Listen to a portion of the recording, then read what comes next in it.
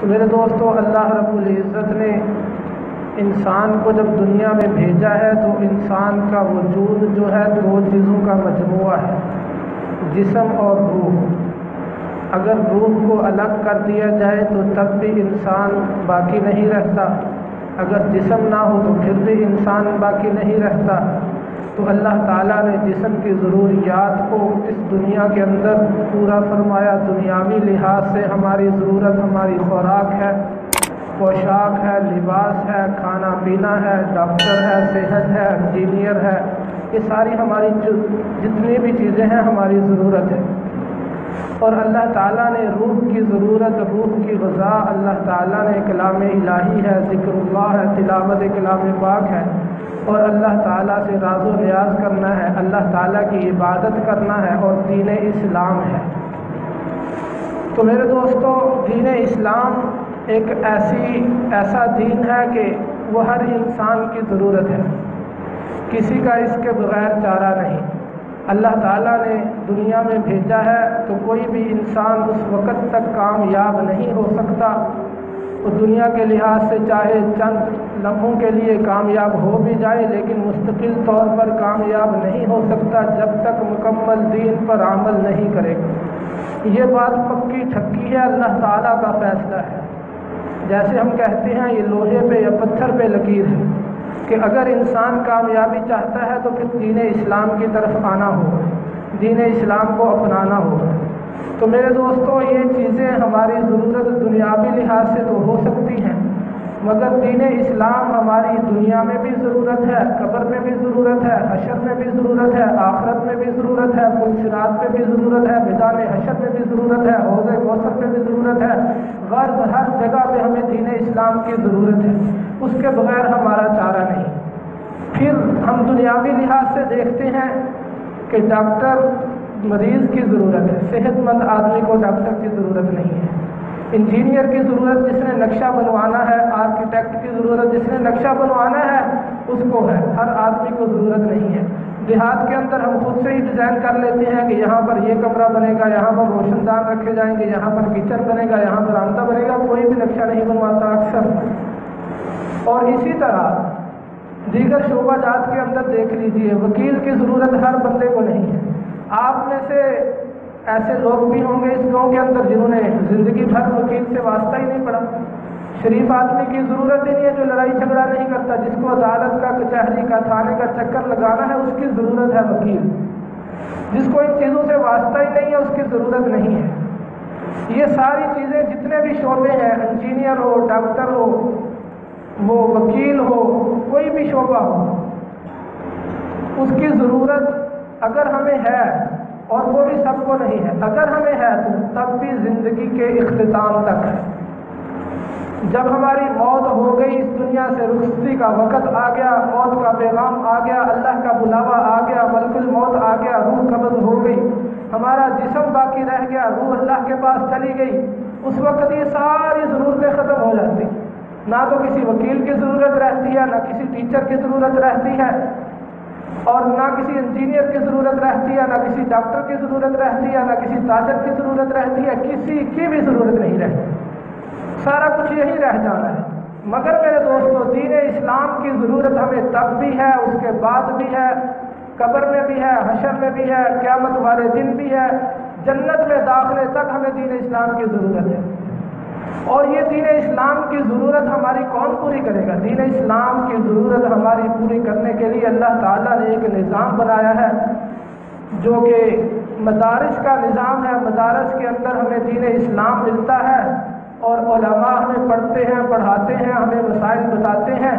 علماء کی ضرورت ہر شعبے کے اندر ہے، علماء کی ضرورت چھوٹے کو بھی ہے، بڑے کو بھی ہے، علماء کی ضرورت خاوند کو بھی ہے، بیوی کو بھی ہے، علماء کی ضرورت بچے کو بھی ہے، بوڑھے کو بھی ہے، علماء کی ضرورت غریب کو بھی ہے، امیر کو بھی ہے، علماء کی ضرورت تاجر کو بھی ہے، انجینئر کو بھی ہے، وکیل کو بھی ہے، ڈاکٹر کو بھی ہے، صدر کو بھی ہے، وزارت میں بیٹھنے والوں کو بھی ہے۔ فرض ہر شعبہ زندگی سے تعلق رکھنے والوں کو علماء کی ضرورت ہے۔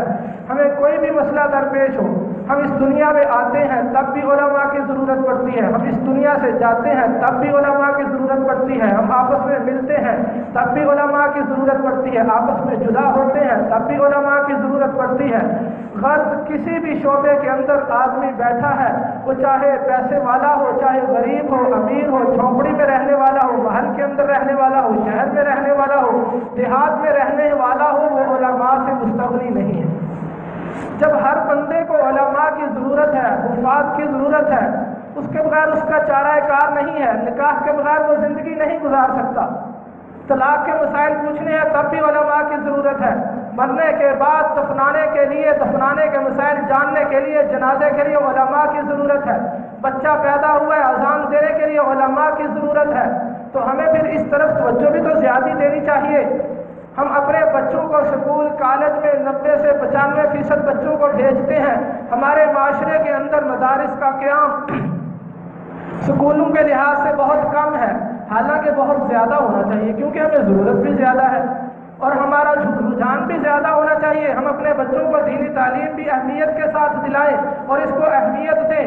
ہمارا تعلق جب دین اسلام کے ساتھ اتنا گہرا ہے اور اتنی زیادہ ضرورت ہے کہ اس کے بغیر ہمارا چارہ نہیں ہے، تو پھر ہمیں اس کو اسی درجہ کے مطابق، اسی اہمیت کے ساتھ اس کو حاصل بھی کرنا چاہیے۔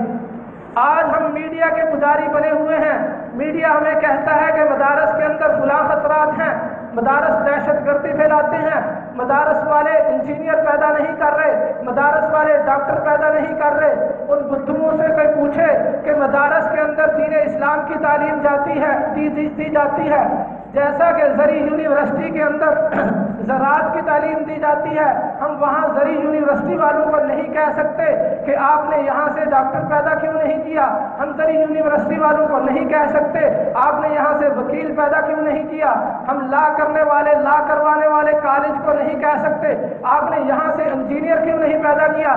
ایسے ہی ہم مدارس پہ یہ اعتراض نہیں کر سکتے، ہماری عقل نہیں مانتی کہ ہم مدارس والوں کو کہیں کہ آپ انجینئر پیدا کیوں نہیں کر رہے، آپ ڈاکٹر پیدا کیوں نہیں کر رہے، آپ جناب آرکیٹیکٹ پیدا کیوں نہیں کر رہے، آپ وکیل پیدا کیوں نہیں کر رہے۔ مدارس کا کام علماء پیدا کرنا ہے اور یہ خدمت مدارس بأحسن بخوبی طریقے سے سر انجام دے رہے ہیں۔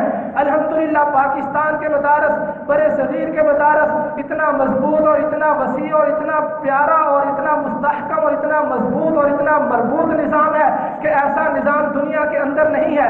ہمیں ان کی قدر کرنی چاہیے کہ علماء روکھی سوکھی کھا کر اپنے اس دور کے لحاظ سے اس دور کے لحاظ سے کتنے ایسے محترم حضرات ہیں، ذمہ دار حضرات ہیں مدارس کے، جو فاقوں کاٹ رہے ہیں، دن کو روزہ رکھتے ہیں، رات کو تہجد پڑھتے ہیں اور سارا دن 24 گھنٹے ان پر یہ فکر سوار ہوتی ہے کہ ہم نے اپنے بچوں کو کھانا دینا ہے، 3 وقت کھانا دے رہے ہیں۔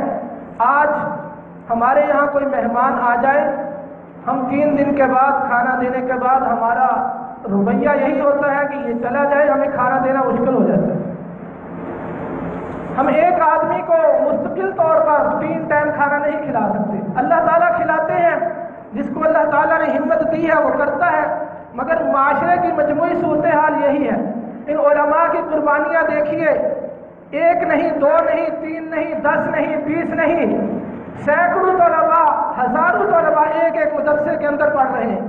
آپ ذرا اندازہ تو کیجئے کہ ان کا صبح کا کھانا، شام کا کھانا، دوپہر کا کھانا اور حتیٰ کہ ان کی عیدی، ان کے کپڑے تک مدارس مہیا کر رہے ہیں۔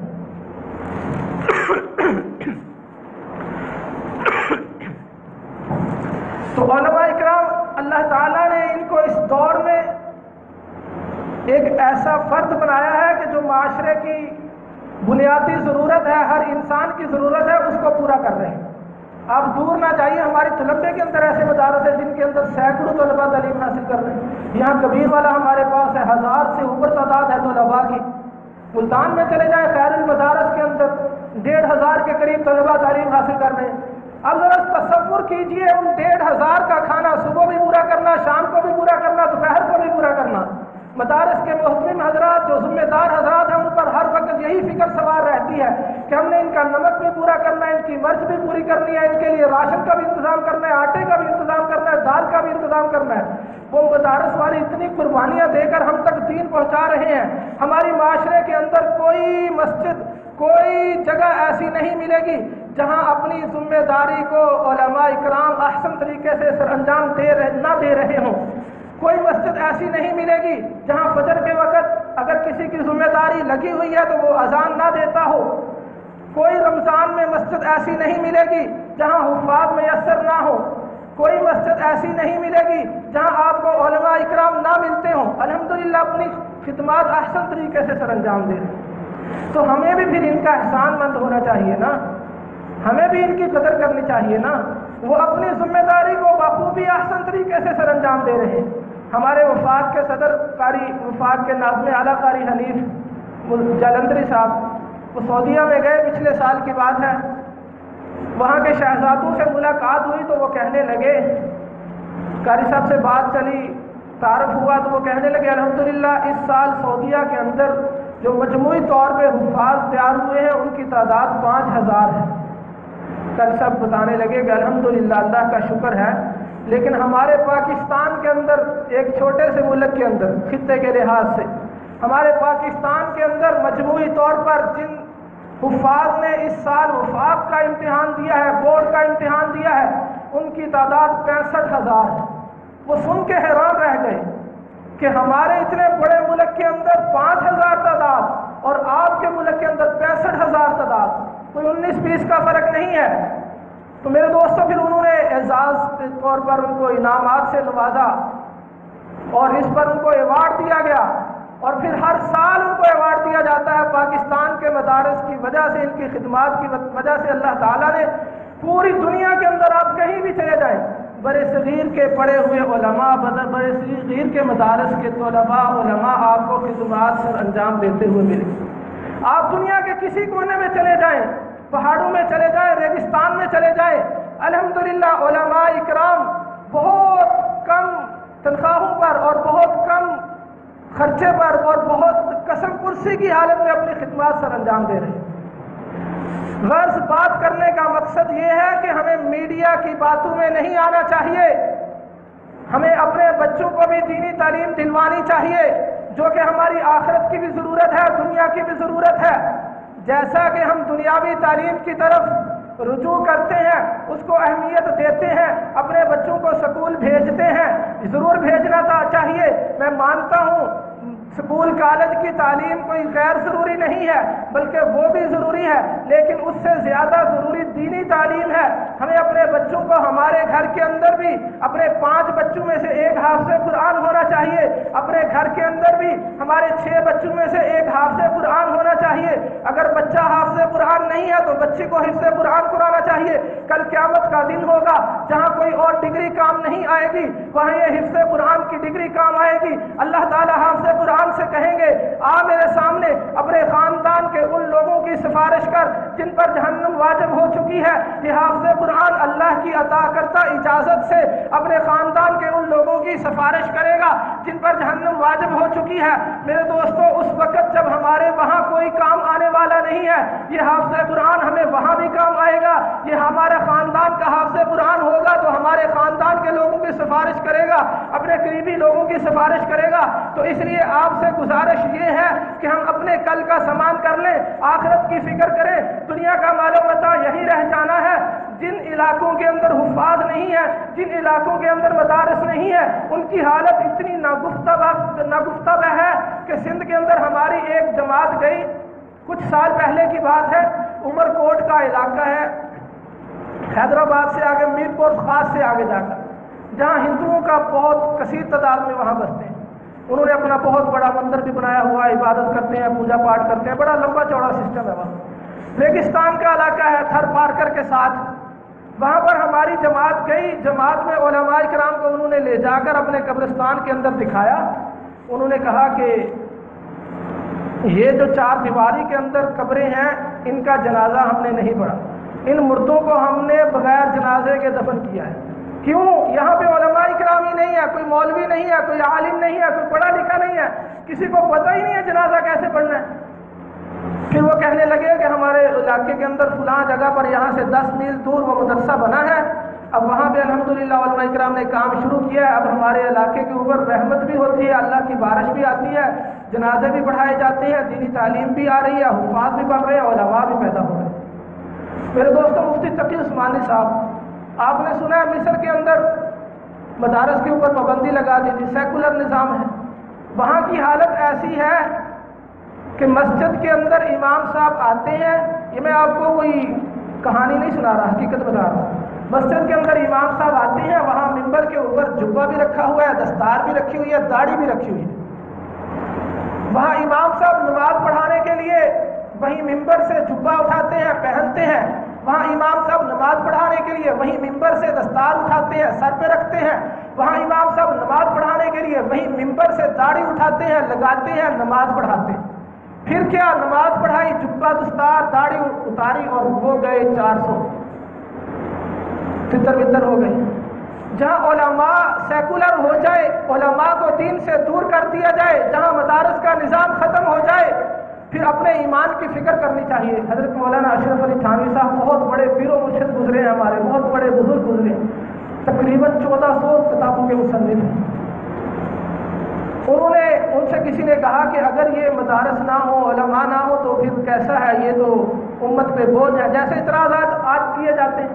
انہوں نے کہا کوئی بات نہیں، آپ ان کو بند کر دو، علماء کو راشن پانی دینا بند کر دو، ان کی تعاون نہ کرو، ان کی امداد نہ کرو، یہ لوگ اپنا دکان بنا لیں گے، کاروبار کر لیں گے، چھوٹی موٹی کوئی ٹھیلا لگا لیں گے، ریڑھی لگا لیں گے، اپنا گزر بسر کر لیں گے، جتنی تم تنخواہیں دیتے ہو اس سے زیادہ کما لیں گے، مگر تم اپنے ایمان کی فکر کرو۔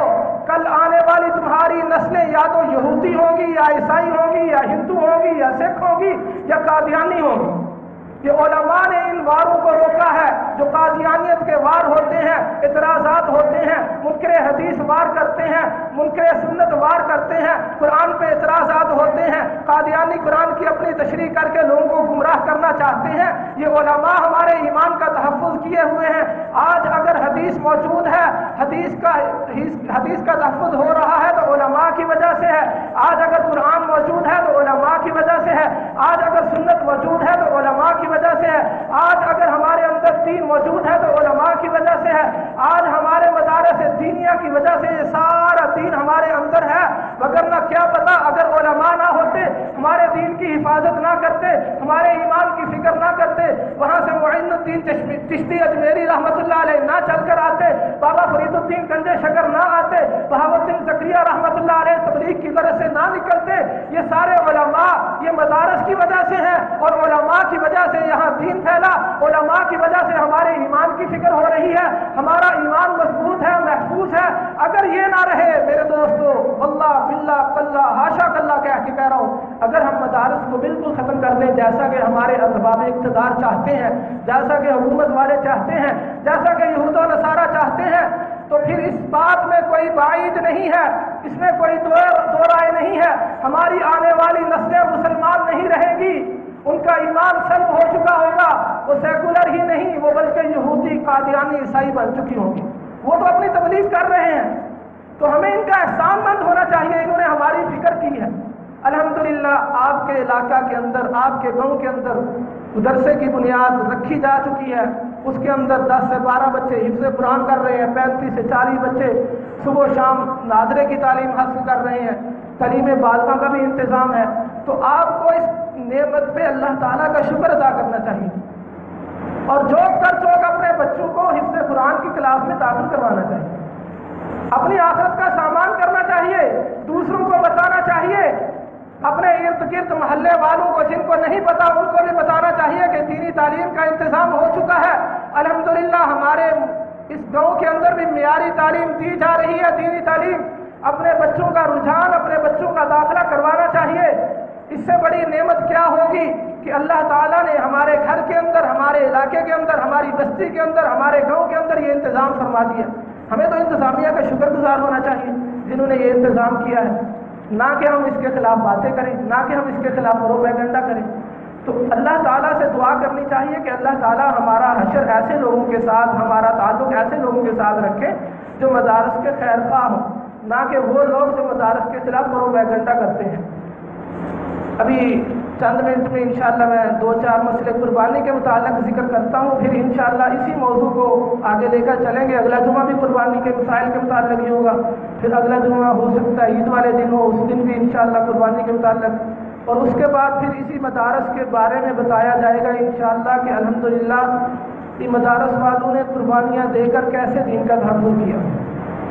ایک واقعہ ہے، ہمارا نبی اکرم صلی اللہ علیہ وسلم کے ساتھ بہت گہرا تعلق ہے، اس کے بغیر ہمارا گزارا نہیں ہے، ان کی محبت کے بغیر۔